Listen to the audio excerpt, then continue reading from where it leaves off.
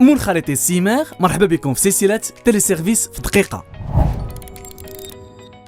اليوم غنشوفوا مجموعين كيفاش يمكن لك تصاوب بروفيل جديد. غتدخل الموقع simerpro.ma، من بعد univers d'entreprise، gestion du compte adhérent، ومباشرة كتكليكي على administration utilisateur. إلا رحتوا معنا هنا غنحتاجو ندخلو غير النيميرو داديرون والمود باس، وفي حالة ما نسيناه ما علينا غير نديرو مود باس اوبليي وندخلو المعلومات وغيوصلنا ميل فيه المود باس ديالنا. هنا غادي تلاحظوا باللي تزادت الفوق هاد الخانة، واللي منها غيمكن لينا نخلقوا دي بروفيل جداد. غندخلو المعلومات كاملة وغنختاروا اش من اكسي بغينا نعطيو لهاد البروفيل، واش إليكيداسيون ولا جيستيون اديرون، وكنختاروا حتى واش نديروه اوردوناتور ولا فاليداتور ولا بيهم بجوج. الا بغينا يولي البروفيل عنده الحق يدير تيلي بايمون. في الاخر د الصفحه غيمكن لينا نبدلوا العدد ديال لي كونفيرماسيون ايزي بايمنت. هادشي الا كان بطبيعه الحال محتاجين جوج ديال لي فاليداسيون. في نفس الفضاء غنلقاو لا روبريك الاولى اللي هي utilisateur interne télédéclaration. هنا فين غنقدروا نحددوا الهويه ديال الشخص اللي غيتكلف بهذه الخدمه، وغنعطيو الفئات ديال المستخدمين اللي غيدير لهم ديكلاراسيون.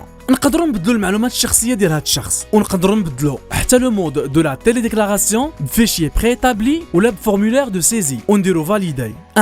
وما نساوش نخليو دائما الميل ديالنا اجور، حيت راه كنتوصلوا فيه بكل شيء. نمشيو لا روبريك الثانيه واللي هي utilisateur externe télédéclaration، وكتخص الشركات اللي عندها عدد كبير من المستخدمين وبغات تفرق لي كاتيجوري ديالها على جوج ديال لي زوتيليزاتور. في لا روبريك الثالثه كاينه utilisateur easy payment. خاصكم تعرفوا باللي utilisateur راه ما يقدرش يدير تيلي بايمون، ولكن عنده الحق يشوف العمليات ديال الاداء عن بعد فين واصلين والحاله الماديه ديال لاديرون. رابع روبريك هي utilisateur إليكيداسيون، وهذا هو البروفيل اللي نقدروا نتحكموا منه في إليكيداسيون. في الحلقه اللي جايه غنشوفوا كيفاش يمكن نبدلوا ليدونتيتي بانكير ديالنا.